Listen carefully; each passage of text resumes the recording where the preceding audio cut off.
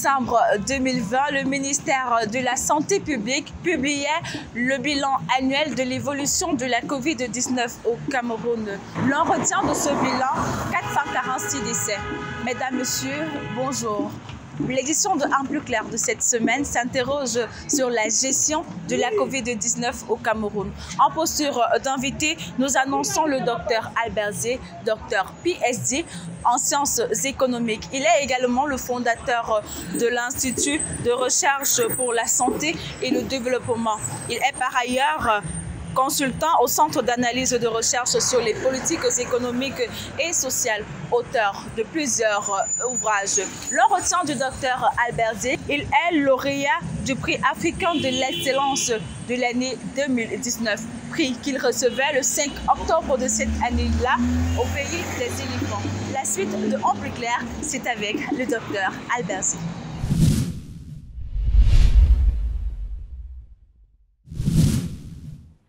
Comme annoncé à l'entame de cette émission, dans la chaise de l'invité cette semaine, le docteur Albert Zé, il est économiste de la santé, fondateur de l'Institut de recherche pour la santé et le développement. Il répond à vos questions tout de suite.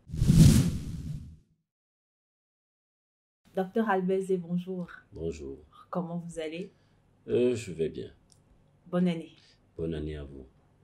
D'entame, docteur, quelle est votre vision de la gestion de la pandémie de la COVID-19 au Cameroun? Alors, je serai un peu plus dur en disant que c'est une gestion calamiteuse. Je l'assume en quelque sorte parce que il n'y a pas eu de cohérence en quelque sorte dans la gestion de la crise au Cameroun. Et lorsqu'on connaît en quelque sorte comment ça se passe pour gérer une crise sanitaire, on ne peut qu'avoir cette conclusion.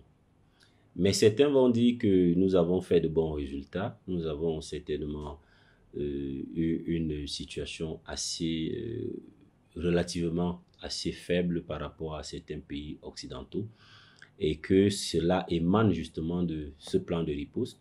Je dirais qu'il n'y a aucune corrélation jusque-là parce que je pourrais peut-être prendre ici l'exemple de la situation Ebola qui nous a aussi évité en 2014. À Ebola, nous n'avons même pas pris de disposition, mais nous n'avons eu aucun cas. Donc, on ne pourrait donc pas dire que le ministre à l'époque était un génie. C'est juste le coup de la nature qui nous a épargné cela. Et aujourd'hui, il faut bien comprendre que nous avons été épargnés par rapport à un certain nombre de raisons qui sont évoquées dans un certain nombre de recherches scientifiques aujourd'hui. Donc, il faut comprendre que la situation et la gestion de la crise chez nous a été véritablement d'une incohérence totale parce que, je vais prendre quelques exemples, nous avons vu à un moment donné des chiffres journaliers qui étaient publiés de façon différente en fonction des sources. C'est-à-dire que vous avez un même indicateur qui est par exemple le nombre de cas, vous avez le ministère qui publie un chiffre différent, vous avez le Premier ministre qui publie un chiffre différent, alors que tout cela doit être dans le même plan de riposte et dans la même équipe de coordination de la riposte. Donc il faut voir déjà qu'il y avait ce genre de choses qui se présentaient. Et puis également, lorsqu'on entre profondément dans la gestion du plan de dépistage ou alors du circuit de dépistage du virus, on se rend effectivement compte qu'il y a eu beaucoup de déchets. Ce qui fait que les données qui étaient publiées n'étaient pas des données qui relataient effectivement l'évolution de la maladie dans la société camerounaise. Il y a plein de choses qu'on peut justement relever dedans. Et puis, peut-être pour terminer par rapport à ce plan de riposte que j'estime au départ, je l'avais dit et je continue de l'assumer, être un copier-coller des pays occidentaux qui, en fait, n'ont pas la même caractéristique que nous. Nous aurions peut-être fait mieux en contextualisant un certain nombre de mesures de ce plan de riposte.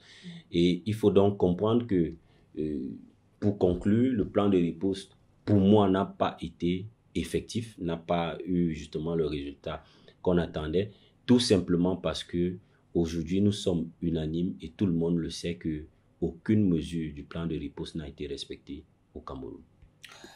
Parlons du paludisme. Depuis plusieurs années déjà, le gouvernement nous annonce la prise en charge du paludisme au Cameroun. Qu'en pensez-vous? Ah, là, vous voulez parler de... La prise en charge gratuite du paludisme. Voilà, la prise en charge du paludisme gratuit pour les moins de 5 ans. En fait, c'est une mesure qui avait été prise par le président de la République pour essayer d'alléger, parce que déjà, il faut mentionner que le paludisme est l'un des fardeaux les plus lourds, justement, en Afrique subsaharienne pour les ménages. Et les principales personnes qui subissent justement ce lourd fardeau, ce sont les moins de 5 ans. Donc, il fallait trouver une solution qui permet à ce que ces enfants soient épargnés, parce qu'il faut comprendre que le paludisme a beaucoup d'effets et a beaucoup d'étapes. Il y a le paludisme cérébral qui particulièrement peut créer justement des retards de croissance à un enfant et tout le reste. Donc, il faut premièrement sauver cette tranche de la population. Il faut également savoir qu'un enfant en bonne santé est un futur ouvrier qu'on pourra exploiter dans l'avenir. Donc, il faut sauver ces enfants. Et le président a donc pris ça sur lui d'apporter justement cette solution qui permet aux enfants de pouvoir bénéficier des soins de santé gratuits liés au paludisme. Mais malheureusement, depuis des années aujourd'hui que cette mesure a été prise, le traitement en question n'est pas effectif du tout. Il n'est pas effectif, je pourrais dire quand même en relativisant, n'est pas effectif tout le temps et à tout lieu, parce que je pense qu'ayant fait une analyse dessus et une étude de terrain, j'avais trouvé ce traitement gratuit dans certains endroits.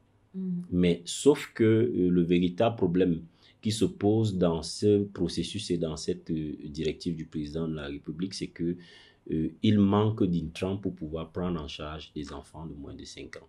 Donc, on est allé vers une mesure sans toutefois avoir des préalables, comme on a souvent l'habitude de faire. Et maintenant, nous avons la mesure qui est creuse, mais il n'y a pas moyen de pouvoir prendre les enfants en charge. Ça, c'est l'une des choses. Maintenant, la deuxième des choses qui cause problème ici, c'est le fait qu'il faut comprendre que les centres de santé fonctionnent intégralement, je pourrais le dire comme ça, grâce au paludisme. C'est-à-dire que c'est grâce aux recettes hospitalières liées à la prise en charge du paludisme que ces centres de santé peuvent fonctionner d'une certaine manière, parce qu'il faut l'avouer, les allocations budgétaires qui viennent par exemple du niveau central, qui sont du ministère, n'arrivent pas tout le temps ou alors presque jamais dans les centres de santé. Donc, ils tournent avec les recettes hospitalières liées à la prise en charge du paludisme. Maintenant, ce qui cause le problème, et quand on parle de la prise en charge du paludisme, c'est surtout les moins de 5 ans, comme je le disais.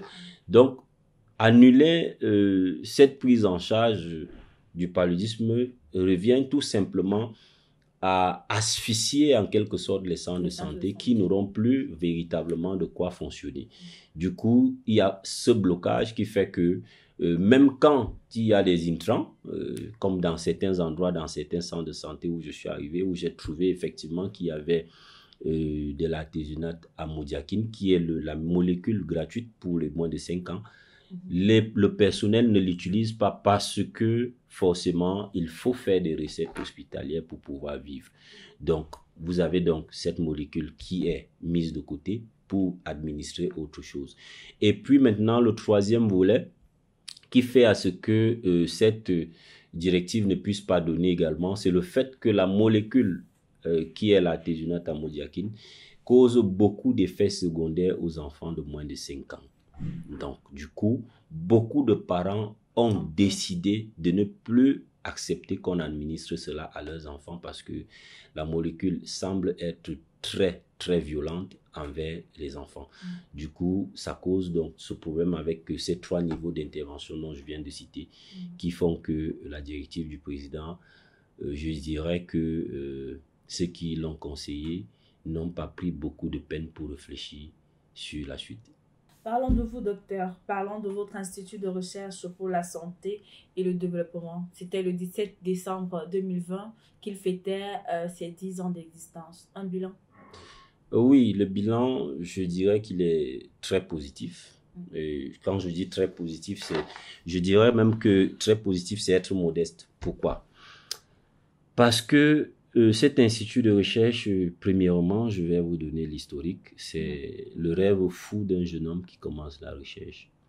Et ça, c'était en 2010 que j'ai cette idée de créer un institut de recherche dénommé Institut de recherche pour la santé et le développement. Parce que j'avais identifié des besoins, identifié des problèmes qu'il fallait justement résoudre. Et il manquait en quelque sorte une analyse et des propositions dans le cadre de la santé et le développement.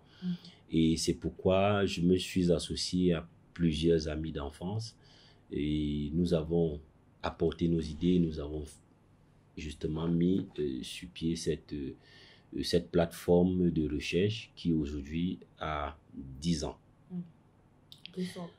Donc, nous avons 10 ans et pendant les 10 ans, nous avons véritablement bataillé pour que nous puissions avoir une place, je dirais une place remarquable dans l'espace de la recherche au Cameroun. Et aujourd'hui, je dis que nous avons une satisfaction qui est maximale, mais qui n'est pas encore en fait l'atteinte de nos objectifs. Quand je parle de satisfaction maximale, c'est parce que, il faut le dire, nous n'avons jamais reçu de subvention de qui que ce soit. Tout ce que nous avons fait aujourd'hui, que ce soit des campagnes de dépistage de paludisme gratuits, que ce soit des travaux de recherche pour proposer des idées pour l'amélioration de notre système de santé et pour la lutte contre certaines maladies au Cameroun, nous avons financé nous-mêmes de nos poches. Nous avons l'habitude de nous associer entre nous, mes amis et moi, de pouvoir chacun sortir quelque chose pour que nous puissions faire avancer notre pays. Et c'est pour cela que je parle aujourd'hui de cette satisfaction qui est maximale parce que jusque-là, nous essayons de faire tant bien que mal, malgré les difficultés que nous rencontrons, nous faisons un certain nombre de choses. Et je suis très honoré également que grâce aux travaux faits à travers cet institut de recherche, j'ai reçu le prix africain de meilleur chercheur pour la santé et le développement. Donc, je crois que jusqu'à présent, nous avons de bonnes, je dirais, de bonnes idées ou alors de bonnes initiatives et de bonnes motivations de continuer dans cette lancée. Ce que nous voulons certainement, c'est de pouvoir impacter positivement notre société et tout ce que nous avons à faire. Donc, je crois que par la suite, il faudrait peut-être que je revienne ici sur un certain nombre de choses. C'est que nous avons un institut de recherche qui, en quelque sorte, est divisé en deux. C'est-à-dire qui est composé de deux volets. Le premier volet ici est celui de la recherche fondamentale, donc la proposition des idées sur la santé et le développement. Et puis nous avons l'autre volet qui est l'analyse biomédicale, donc qui tarde aussi à fonctionner parce que, faute de moyens, nous n'avons pas encore véritablement pu mettre la main sur quelque chose qui peut nous apporter un financement adéquat. Donc, nous essayons de continuer à faire ce que nous avons à faire et nous espérons que les jours à venir seront beaucoup plus meilleurs que ce que nous avons déjà vécu en 10 ans. Terminons cet entretien en parlant de santé, de couverture santé universelle. Votre point de vue, docteur? Alors, la couverture santé universelle qui est le projet que j'appelle aujourd'hui le buzzword. C'est le buzzword parce que si ceux qui nous écoutent en ce moment, certains ont suivi il y a de cela beaucoup d'années ce dont on parlait de santé pour tous en l'an 2000. Voilà. Qui a été un buzzword le plus médiatisé. On savait que lorsque nous allons atteindre l'an 2000, nous aurons la santé, il suffira juste d'aller à l'hôpital et vous serez guéri et tout le reste. Et aujourd'hui, on n'en parle plus. les diplômés, tous ceux qui avaient vanté ce projet se sont tus. Et c'est déplorable de voir les gens se comporter ainsi. Nous sommes dans une situation où nous allons tout droit vers l'échec si rien n'est fait. Parce qu'il faut comprendre que le projet en question, premièrement, même si le projet est bien élaboré, si vous n'avez pas un socle sur lequel vous allez poser le projet, ce projet va tomber. C'est comme par exemple, vous avez, je vais peut-être parler ici de la case de ma grand-mère où vous avez une étagère en bois, généralement dans les cases au village. Et si cette étagère n'a pas la solidité possible pour porter généralement les seaux d'eau qu'on pose souvent dessus, si vous posez le seau d'eau, il va se verser. Et c'est en quelque sorte cela. Cette étagère ici, en fait, est considérée comme étant le socle sur lequel on doit poser un certain nombre de charges. Et dans notre cas, le socle ici devrait être le système de santé, qui tarde justement à être structuré. Et je ne sais pas pourquoi, jusqu'à présent, nous avons ce problème que nous ne voulons pas engager le débat sur la structuration de notre système de santé, qui, jusqu'à aujourd'hui, a d'énormes difficultés à prendre en charge des populations. Je ne vais peut-être pas être long, mais je dirais que si rien n'est fait, la couverture santé universelle telle que conçue aujourd'hui sera un échec total. Et là, je vous dirais certainement que si le président nous écoute actuellement, je lui passe ce message que le projet qui lui tient à cœur, qui est la couverture santé universelle, ce projet actuellement ne peut pas porter de fruits parce qu'il n'y a pas de préalable. Et il faut absolument passer par des préalables. Il faut absolument qu'il y ait un socle qui va porter ce projet. Tant que nous n'aurons pas effectivement ce socle, nous n'allons rien faire. Je vais vous prendre un exemple simple. On dit, nous allons cotiser. C'est-à-dire que nous cotisons tous ensemble. C'est généralement une mise en commun des risques. Ça veut dire que lorsque nous avons tous cotisé, nous pourrons maintenant, en cas de maladie, arriver à l'hôpital et se faire prendre en charge de façon gratuite. Alors, je vais vous poser une question très simple et que tout le monde peut peut-être répondre. C'est que je prends le cas très simple des patients atteints d'insuffisance rénale. Ces patients aujourd'hui sont en train de mourir comme les mouches. Imaginons c'est l'instant qu'ils avaient cotisé et que leur prise en charge est normalement gratuite et qu'ils arrivent à l'hôpital, il n'y a pas de kit d'hémodialyse. À quoi va leur servir cette couverture santé universelle? À quoi? À rien du tout. Donc, le véritable problème ici, que les uns et les autres sont en train de renier ou alors repousser, c'est le fait que nous devons construire un système de santé capable d'abord de prendre en charge les populations. Tant que nous n'aurons pas un système de santé qui peut prendre en charge les populations, nous ne pouvons pas aller vers la couverture santé universelle. Nous ne pouvons pas avoir une assurance maladie telle que cela se fait ailleurs. Il y aura toujours quelque chose qui va nous ramener en arrière. Il y a des étapes bien précises dans la construction des systèmes de santé responsables. Et ces étapes, je les ai toujours présentées et je continuerai à les présenter de façon gratuite parce qu'il s'agit de mon pays. Mais pour conclure, je dirais une fois de plus que si rien n'est fait, nous courons tout droit vers l'échec. Merci Dr Albert Zé, merci de votre disponibilité, merci d'avoir répondu à l'invitation de Stevie Online TV. Merci également. Excellente année. Merci, j'espère que ce sera vraiment excellent.